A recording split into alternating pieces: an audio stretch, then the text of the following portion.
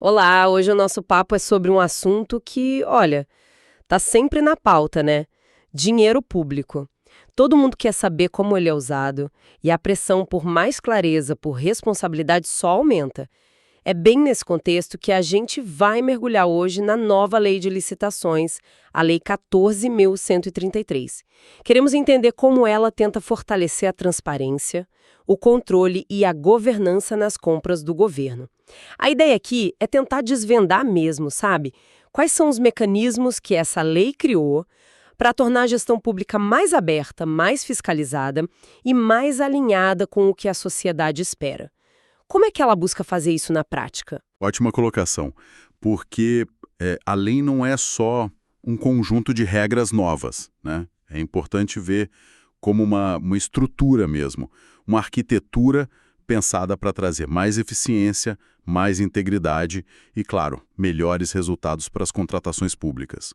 Ela faz essa ponte, essa conexão direta entre o ato de comprar e contratar e a forma como o órgão público é dirigido, como ele é controlado, tudo isso buscando o quê? A melhor proposta, competição justa, tratamento igualitário e até um desenvolvimento nacional sustentável.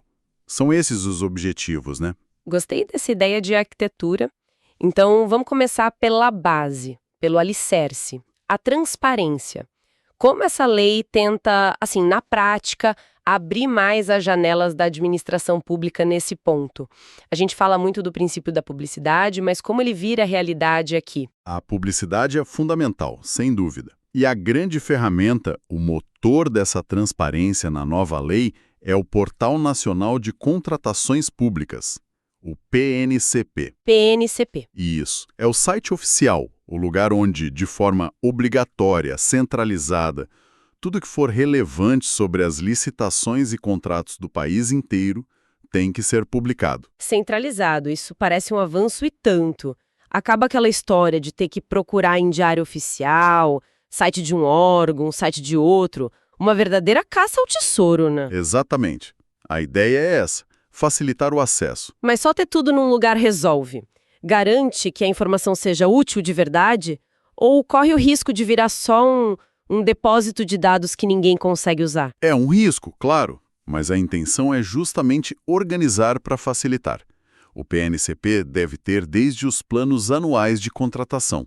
Sabe, aquilo que cada órgão pretende comprar durante o ano. Ah, o planejamento. Isso. Até os editais completos, com todas as regras do jogo, os contratos que foram assinados, as atas de registro de preços, tudo lá. O objetivo é que qualquer pessoa, cidadão, jornalista, empresa interessada, órgão de controle, consiga achar a informação de um jeito mais simples, mais organizado.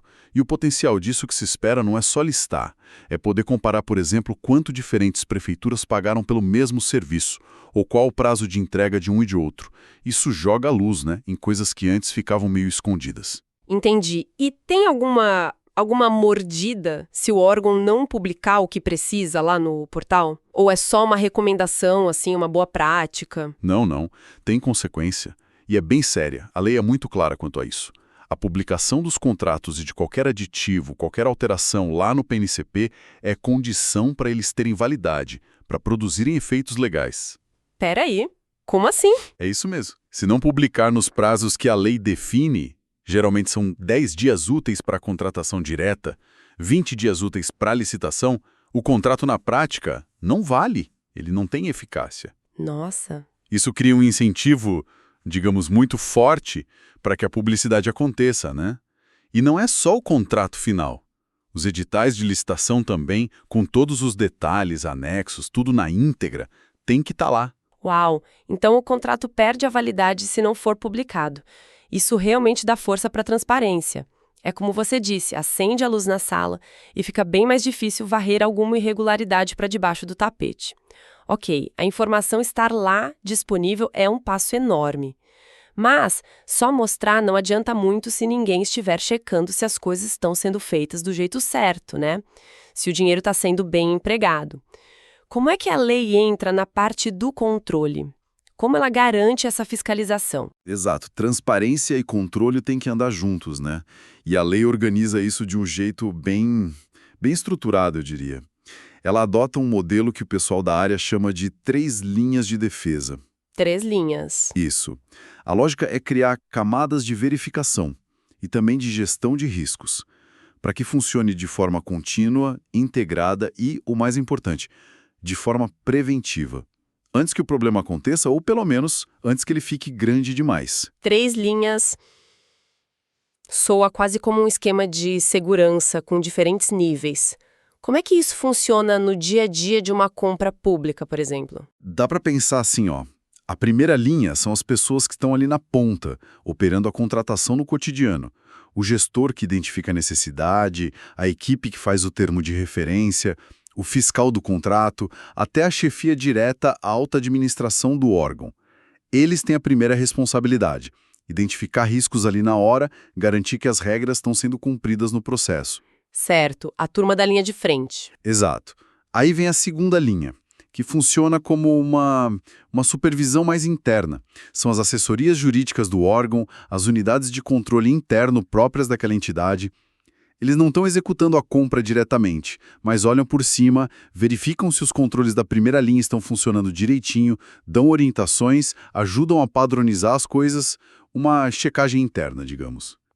E, por fim, a terceira linha. Aí é o controle mais externo, mais robusto. É o órgão central de controle interno do governo, tipo a CGU, no nível federal, e o Tribunal de Contas. Eles fazem auditorias mais a fundo, independentes, avaliam a gestão de riscos de um jeito mais amplo, investigam denúncias mais sérias e têm o poder de aplicar multas, sanções. São os olhos de fora, né? Entendi a estrutura em camadas. Primeira linha na operação, segunda linha supervisionando internamente, terceira linha com auditoria externa. Mas fico pensando, será que na prática não existe um risco grande da primeira e da segunda linhas virarem só carimbadoras? Sabe, cumprir a formalidade, o papel, mas sem uma análise crítica de verdade? E aí todo o peso acaba caindo na terceira linha, que muitas vezes chega depois que o problema já aconteceu? Como garantir que essas primeiras linhas sejam realmente efetivas? Essa é a pergunta de 1 milhão, né? É o grande desafio da implementação. A lei tenta atacar isso ou colocar a gestão de riscos como uma prática permanente, contínua. Não é para pensar em risco só quando o Tribunal de Contas bate na porta. Desde o comecinho, lá no planejamento da contratação, a lei exige essa análise. Por exemplo, o estudo técnico preliminar, que é um documento-chave, precisa abordar os riscos daquela compra específica. A ideia é tentar criar uma cultura onde identificar e tratar riscos seja parte do trabalho normal de todo mundo na primeira e na segunda linha. Mas, claro, isso não acontece do dia para a noite. Exige treinamento, capacitação. Ferramentas também, imagino. Sim, ferramentas adequadas e, fundamentalmente, um comprometimento da liderança do órgão, que é onde a gente começa a conectar com a governança. Além disso, os próprios órgãos de controle da terceira linha são orientados a focar mais onde o risco é maior, onde tem mais dinheiro envolvido, sabe? Isso, de certa forma, também incentiva as linhas internas a fazerem bem o seu trabalho. E não dá para esquecer do controle social que a gente mencionou. Com o PNCP jogando luz, mais gente pode ver. A sociedade civil, a imprensa. Isso aumenta a chance de pegar problema cedo. E é fundamental para evitar aquelas coisas que a gente vê direto no noticiário.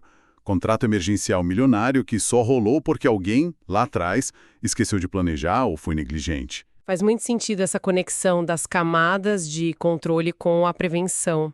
E você tocou num ponto-chave, governança. Essa palavra parece super importante, mas às vezes fica meio etérea, né? Como é que a lei define governança especificamente para as contratações? E qual a diferença dela para a gestão do dia a dia, aquela que, de fato, executa as compras? Aqui parece que a coisa fica mais estratégica, né? Exatamente, é o nível estratégico da coisa. Dá para a gente pensar na diferença usando uma analogia. Imagina um navio de novo. A governança seria o capitão e os oficiais no comando. Eles definem para onde o navio vai, qual o destino, as rotas principais. Eles garantem que o navio está em boas condições, que tem mapas, que seria o planejamento, que tem botes salva-vidas, os controles e que a tripulação sabe o que fazer, a capacitação. Ok. A gestão é a tripulação trabalhando no dia a dia, ajustando as velas, cuidando das máquinas, navegando pela rota que foi definida, garantindo que o navio chegue ao destino do jeito mais eficiente e seguro possível. Entendi. Então a governança define o porquê e o para onde. Ela supervisiona o todo, estabelece as regras do jogo, o direcionamento. A gestão é o como fazer, é a execução das tarefas para alcançar aquele objetivo. Adorei a analogia. O capitão define o rumo, a tripulação faz o navio andar. E na prática, no mundo das licitações, como essa nova lei implementa essa governança do capitão? Quais são os instrumentos que ela usa para isso? A lei e também alguns regulamentos importantes que vieram depois, como uma portaria da SEGES, trazem vários mecanismos concretos para isso. Primeiro, um foco muito grande em planejamento. Não é mais para sair comprando de qualquer jeito. A lei exige um planejamento anual, que é o Plano de Contratações Anual, o PCA, e esse plano tem que estar amarrado com os objetivos estratégicos do órgão e, claro, com o orçamento que ele tem. Faz sentido. E esse plano não nasce do nada.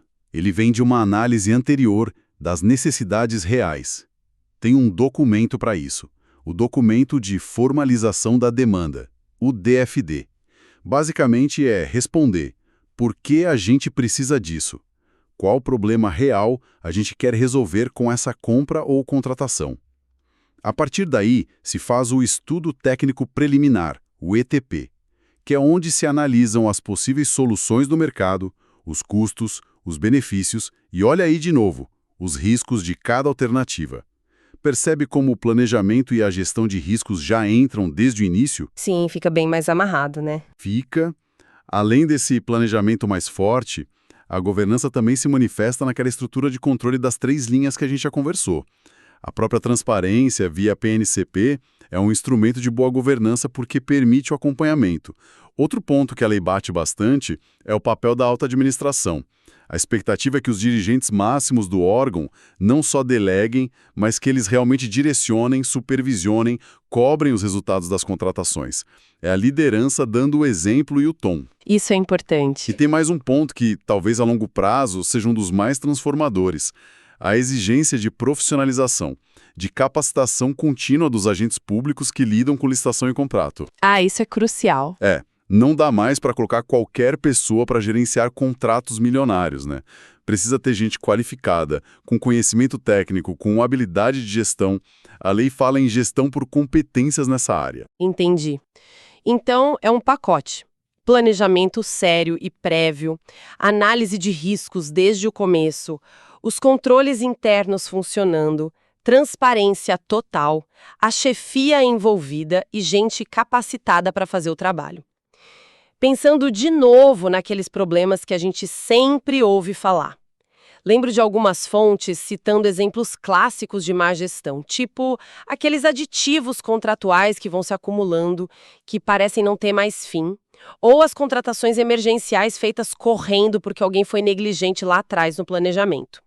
Como essa estrutura toda de governança que você descreveu ajuda a evitar essas situações específicas? Conexão é bem direta, na verdade. Pega o caso da contratação emergencial por desídia, por falta de planejamento prévio. Se o órgão agora é obrigado a ter um plano de contratações anual bem fundamentado, baseado nas necessidades reais identificadas no DFD e em estudos que analisaram as soluções e os riscos no ETP, bom, a chance de ser pego totalmente de surpresa diminui muito, né? Fica mais difícil justificar a emergência fabricada. Exatamente. A gestão de riscos feita lá no ETP já pode ter identificado, por exemplo, que um certo tipo de fornecedor costuma atrasar, ou que uma tecnologia pode ficar obsoleta rápido. Aí o órgão já pode prever no contrato mecanismos para lidar com isso, em vez de precisar de um aditivo caro lá na frente para corrigir o problema. E os aditivos que engordam o contrato sem parar. Os controles internos, da primeira e segunda linhas, entram aí. Eles têm que verificar se o planejamento original está sendo seguido, se os prazos estão ok, se a execução do contrato está de acordo com o que foi combinado. Essa verificação contínua pode pegar desvios que levariam a aditivos desnecessários ou aquela falsa sensação de emergência para justificar mais dinheiro ou mais prazo. A transparência do PNCP mostrando tudo isso também inibe essas manobras, né? Fica mais exposto. A profissionalização ajuda porque o agente público capacitado sabe identificar esses problemas mais cedo e sabe como agir corretamente. E tem mais. Para contratos maiores, mais complexos, a lei ainda traz a possibilidade de exigir que as empresas contratadas tenham programas de integridade e compliance e também cláusulas anticorrupção mais robustas no contrato. É mais uma camada de segurança. Então, tentando amarrar tudo isso que a gente conversou, parece que a lei tenta criar um ecossistema mesmo, né? A transparência joga luz sobre tudo, o controle verifica em diferentes camadas e a governança dá a direção estratégica, o planejamento, as ferramentas certas como a capacitação. Tudo isso para chegar onde? Qual o objetivo final dessa engrenagem toda? No fim das contas, é para que o dinheiro público seja usado do melhor jeito possível. A mensagem central é essa. É ir além de só cumprir a burocracia, de seguir as etapas formais do processo. O objetivo maior é que cada real que é gasto numa contratação pública gere o máximo de valor para a sociedade. Seja na forma de uma escola bem construída, entregue no prazo, de um serviço de saúde que funcione bem, de uma estrada segura, ou de uma tecnologia que realmente melhore a vida das pessoas. Essa ênfase toda na prevenção de erros, na gestão mais estratégica, na integridade, busca, em última análise, construir ou talvez reconstruir e fortalecer a confiança da população na administração pública. Isso conecta perfeitamente com aquela reflexão que uma das nossas fontes trouxe, né? Que, no fim das contas, um gestor público que é transparente, que segue as regras, que planeja, que controla, ele tende a ser visto como um gestor mais confiável pela sociedade. A abertura e a responsabilidade andam de mãos dadas. Para a gente fechar essa conversa tão rica, fica aqui uma provocação final, mas para a gente refletir mesmo. Agora que a gente tem o Portal Nacional de Contratações Públicas, o PNCP, com essa quantidade enorme de dados disponíveis e tem esses mecanismos de controle mais estruturados na lei, qual seria o próximo passo para realmente engajar mais a sociedade civil na fiscalização dessas compras públicas? Como a gente pode usar melhor a tecnologia, essa riqueza toda de informações, para potencializar o controle social e ajudar a garantir que essa nova arquitetura funcione de verdade na prática? Fica aí a reflexão.